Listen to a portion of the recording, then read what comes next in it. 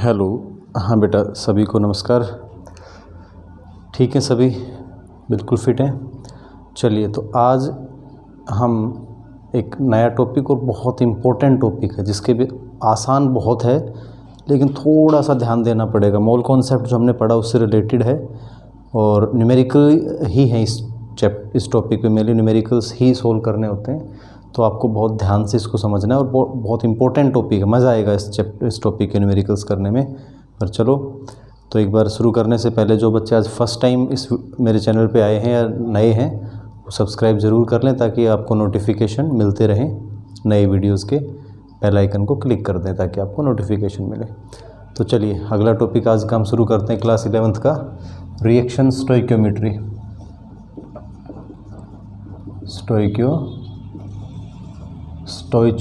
Stoichiometry का अलग अलग कई तरह से प्रोनाउंसिएट लोग इसको कर देते हैं। मैं इसको स्टोइकियोमेट्री बोलता हूँ, रिएक्शन स्टोइकियोमेट्री। बहुत इम्पोर्टेंट है। देखो, ये जो वर्ड है ये कहाँ से लिया गया है? ग्रीक वर्ड स्टोइकियोन मीट्रॉन से लिया गया है। मतलब दो ग्रीक वर्ड्स का कॉम्बिनेशन है ये। Stoichiometry is taken from the Greek words stoicheion means element. ठीक है भाई, एलिमेंट। और मीट्रॉन मतलब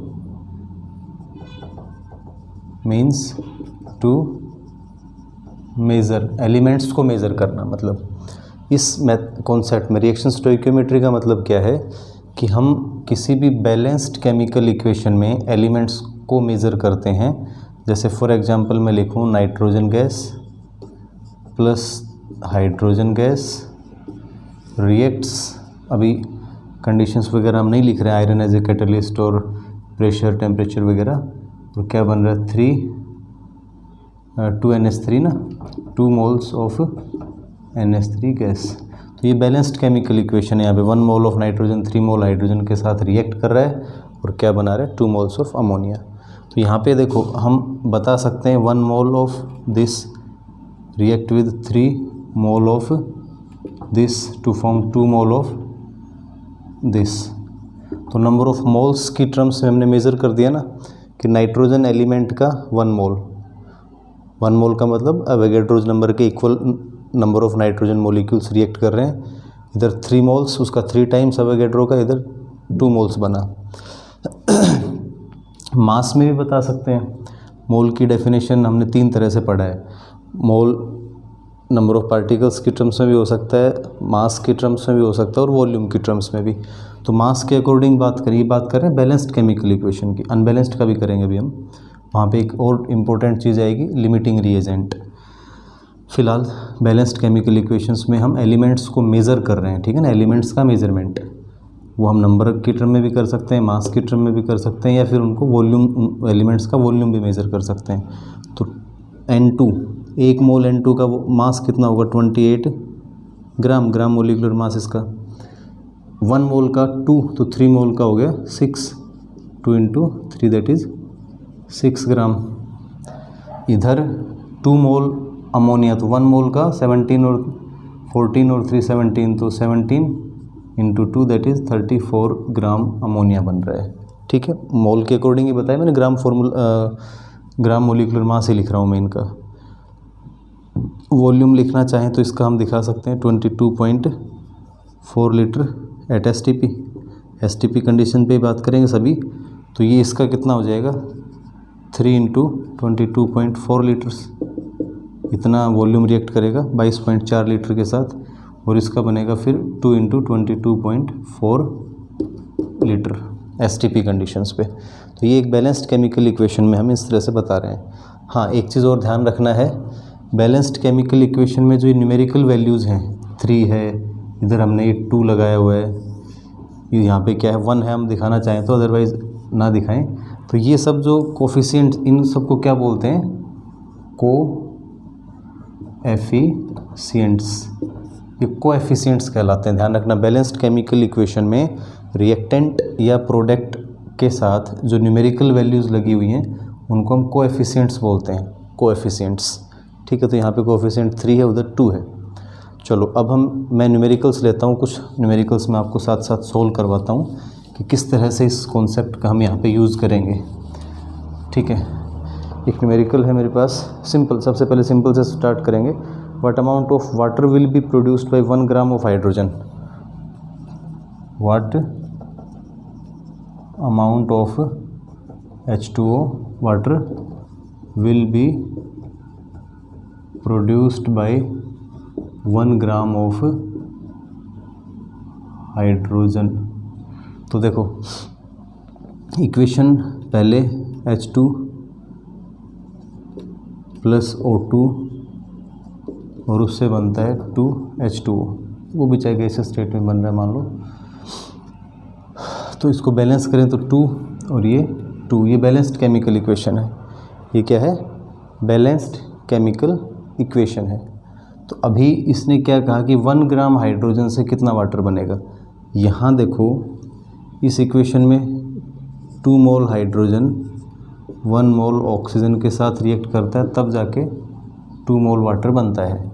इस मोल को अमाउंट में, मास में चेंज करें तो हम क्या लिख सकते हैं कि 4 gram of hydrogen react with 32 gram of oxygen to form 36 gram of water. Clear है सभी को? ठीक है, तो यहाँ देखो अभी मैं लिखूँ कि 4 gram of hydrogen when completely reacts form 36 gram of water. ठीक है भाई, 4 ग्राम हाइड्रोजन पूरा रिएक्ट कर रहा है तो 36 ग्राम वाटर बन रहा है।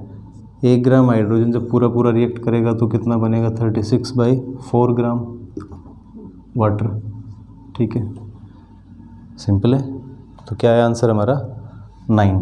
आंसर आ गया 9 ग्राम H2O, 9 ग्राम पानी बनेगा। कोई डाउट है तो किसी को बताओ, आसान क्वेश्चन है। ठीक है, कुछ और क्वेश्चंस लेते हैं। हाँ, इससे पहले एक चीज़ मैं यहाँ पे एक और बता दूँ, साथ साथ तुम्हें इसी में बता देता हूँ। एक टर्म और आती है, लिमिटिंग रिएजेंट। लिमिटिंग रिएजेंट, इसमें लोग बहुत कंफ्यूज होते हैं। क्या लगता है कि भाई जो रिएक्टेंट्स, जब रिएक्शन के अंदर क्या होता है, रिएक्टेंट्स वो रिएक्ट करके प्रोडक्ट बनाते हैं, तो वो रिएक्टेंट जो कम अमाउंट में होता है उसको कई बार गलत तरीके से समझ जाते हैं बच्चे, और उसको कैसे याद कर लेते हैं कि वो रिएक्टेंट जो लेस अमाउंट में है, कम अमाउंट में है, उसको हम बोल देंगे लिमिटिंग रिएजेंट, बट वो गलत है। ठीक है, क्या ध्यान रखना है तुम्हें? The reactant which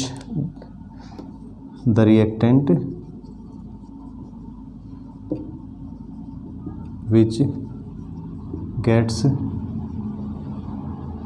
consumed first, get finished first in the reaction। कई बार ऐसा होता है कि जो ज़्यादा अमाउंट में है वो पहले ख़त्म हो जाता है और कम वाला बच जाता है। फॉर एग्जांपल देखो, मैं इसी रिएक्शन में अभी आपको दिखा सकता हूँ। लिमिटिंग रिएजेंट क्या होता है? The reactant which gets consumed first in the reaction, और उसकी वजह से and the reaction stops and the reaction stops. अब कोई एक रिएक्टेंट यदि पूरा कंज्यूम हो चुका है, 100% पूरा कन्वर्ट हो गया, ख़त्म हो गया, तो रिएक्शन रुक जाएगी। ठीक है, ये तो डेफिनेशन होगी। अब देखो मैं समझाता हूँ कैसे। अभी कंप्लीटली रिएक्ट करने के लिए 4 ग्राम ऑक्सीजन के लिए 32 ग्राम हाइड्रोजन की रिक्वायरमेंट है, तब जाके पूरा ये रिएक्शन करते हैं। यदि हमारे पास हाइड्रोजन तो है 10 ग्राम, ठीक है, कितनी? 10 ग्राम, इसका डबल मान लो 8 ग्राम कर लेता हूँ मैं। हाइड्रोजन कितना है? 8 ग्राम, लेकिन ऑक्सीजन 60 ग्राम है। ऑक्सीजन क्या है? 60 ग्राम। तो अब बताओ मुझे कि विच इज़ लिमिटिंग रिएजेंट। अब लाइव क्लास में ये ऑप्शन रहता है कि मैं बीच में रोक के आपको कह सकता हूँ कि बेटा बताओ, तो आप लोग कमेंट कर सकते हो जो भी क्लास में कमेंट की सर ये है ना। अभी तो इसलिए मैं कह रहा हूँ कि एक बार थोड़ा सा ना आप लोग ध्यान दें अपने आस पड़ोस से। मुझे कुछ नहीं चाहिए, एक बार सिर्फ कोई भी जो भी आपके संपर्क में, एक बार उनके मोबाइल से या बोल के या उनका मोबाइल लेके खुद एक बार अपने चैनल को सब्सक्राइब करके क्विकली जितना जल्दी हो उसके 1000 सब्सक्राइबर्स तक पहुंचा दो। उसके बाद फिर लाइव क्लासेस स्टार्ट करेंगे हम, और ये कंटिन्यू चलेगी ये प्रोसेस। ये नहीं कि स्कूल जब तक स्कूल बंद है तब तक, और खुल जाएंगे तो भी मेरा तो ये प्रोसेस डेली चलना है। फिर इवनिंग में, लेट इवनिंग में, लेट नाइट तक मैं एक वीडियो ज़रूर बनाता रहूँगा। आपको जो भी कोई प्रॉब्लम रहेगी परमानेंट सॉल्यूशन उसका करेंगे। आपको टारगेट ध्यान रखना, केमिस्ट्री में हमारा चाहे कोई भी कॉम्पिटिशन एग्ज़ाम हो या बोर्ड एग्ज़ाम हो, 100 आउट ऑफ 100 का हमारा टारगेट है। और practice makes the man better, practice करते रहे तो अच्छे और अच्छे, मतलब परफेक्ट कोई नहीं है, मैं नहीं मानता कोई परफेक्ट है, पर हम अच्छाई को और बढ़ा सकते हैं। हम जितने अच्छे अब हैं, जितनी कमांड हमारी सब्जेक्ट में आज है, अब है, उसको और आगे हम ले जा सकते हैं। ठीक है, तो विच इज़ लिमिटिंग रिएजेंट यहाँ पे अब दिख रहा है, देखो 4 ग्राम के लिए 32 ग्राम चाहिए, तो 8 ये डबल किया तो ये भी डबल होना चाहिए था, 64 ग्राम चाहिए था, बट ये 60 ग्राम ही है यहाँ पे। तो ये पहले ख़त्म हो जाएगा, कंज्यूम हो जाएगा रिएक्शन में, हाइड्रोजन कुछ बच जाएगा यहाँ पे। तो कम ज़्यादा से नहीं पता लगेगा, वो रिएक्शन की कंडीशंस में और रिएक्शन स्टोइकियोमेट्री में जब फिट करोगे, उसको रखोगे, तब जाके क्लियर होगा। समझ में आ गया होगा? ठीक है, तो कुछ और क्वेश्चंस देख लेते हैं 1-2, बाकी फिर आप खुद करेंगे प्रैक्टिस। जितने भी क्वेश्चंस आपके पास बुक में सोल्ड हैं, पहले सोल्ड क्वेश्चंस कीजिए, उसके बाद फिर अनसोल्ड क्वेश्चंस कीजिए। कोई दिक्कत नहीं आएगी, फिर भी कोई दिक्कत आती है तो मैं हूँ, आप मुझे बताइए। What will be the volume of acetylene at NTP produced by 100 gram of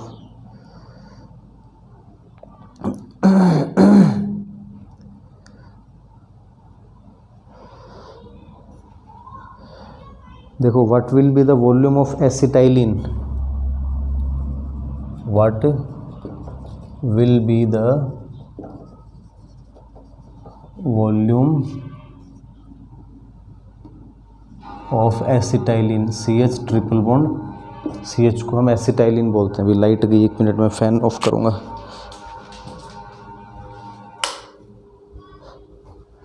CH triple bond, CH acetylene, क्या कह रहा है, at NTP produced by 100 gram, at NTP normal temperature and pressure, NTP produced by 100 gram of, question हमारा 100 gram of CaC2 with water, calcium carbide, CaC2 with water. तो reaction क्या होती है, CaC2 plus 2H2O। ठीक है भाई, तो यहाँ से क्या बन जाता है हमारा, 2 हाइड्रोजन इन दोनों कार्बन्स के साथ, CH triple bond CH plus 2 OH group इसके साथ, तो CaOH ट्वाइस कैल्शियम हाइड्रोक्साइड। इस तरह से रिएक्शन होती है। ठीक है, अभी हमारे पास पहले तो बैलेंस्ड, देखो सबसे पहले जो बैलेंस्ड केमिकल इक्वेशन है ना, उसके अकॉर्डिंग क्या है वो लिखो। तो 1 मोल की रिक्वायरमेंट नहीं है वैसे, यहाँ पे मास की ज़रूरत है 2 मोल, 1 मोल और ये 1 मोल, इसके में कोई ज़रूरत भी नहीं साइड प्रोडक्ट की। इधर देखो कैल्शियम कार्बाइड का मोलिकुलर मास कितना है, कैल्शियम का 40 और एक कार्बन का 12, 24, 40, 40 और 24 कितना हो गया, 64 ग्राम। तो 64 ग्राम रिएक्ट कर रहा है कम्प्लीटली 36 ग्राम के साथ।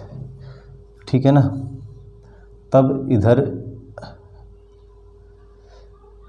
इसका क्या बन रहा है, कितने ग्राम बन रहा है अभी, 24 और 2 26 ग्राम।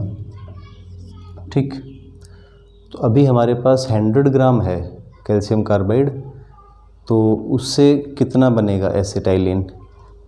पहले इसमें लिमिटिंग रिएजेंट भी तुम्हें चेक करना पड़ेगा कौन सा है।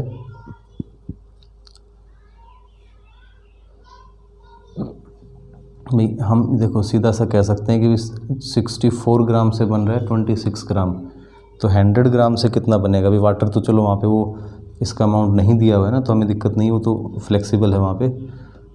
64 ग्राम से बन रहा है 26 ग्राम। ठीक, तो 1 ग्राम से बन जाएगा 26/64 और 100 ग्राम से कितना बनेगा 26/64 इंटू 100। इसको हम करें 4 से तो ये 25, ये आ जाएगा 16, ठीक है भाई। 2 से ये 8 और ये 13। इसको आप करोगे 25 3 ज़ा 75, 7 25 1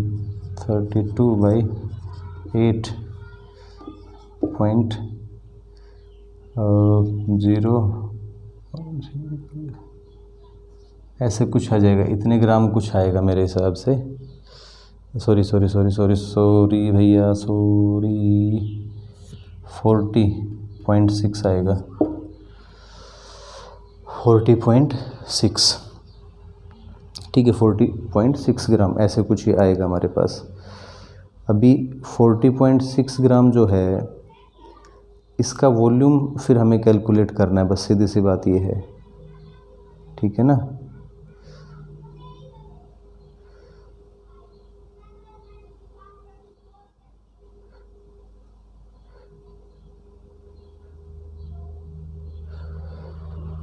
एक मिनट में इसको, एक और भी तरीका है बट अभी जो किया हमने यहाँ से भी आगे कर सकते हैं, एक आसान तरीका भी दूसरा ले सकते थे। 40.6 ग्राम एसिटाइलिन हमारे पास आ गया, तो 26 ग्राम का देखो अभी एनटीपी पे 26 ग्राम 1 मोल के इक्वल है, 26 ग्राम इज इक्वल टू 1 मोल, और 1 मोल का मतलब 22.4 लीटर्स, ठीक है ना। तो 1 ग्राम में कितना आ जाएगा भाई 22.4/26, और हमारा आया कितना है 40.6 ग्राम एसिटाइलिन बना ना। तो इसमें 22.4/26 इंटू 40.6 तो कितना आना चाहिए, इसको कैलकुलेट करके देखो। कैलकुलेट करके देखोगे तो ये तुम्हारा 35 के अराउंड आना चाहिए, 35 के अराउंड आना चाहिए।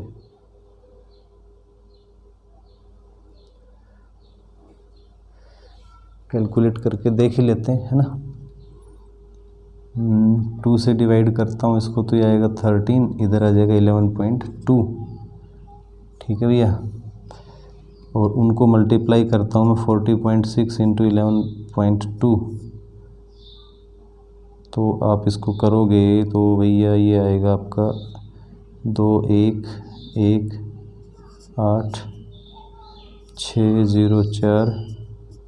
604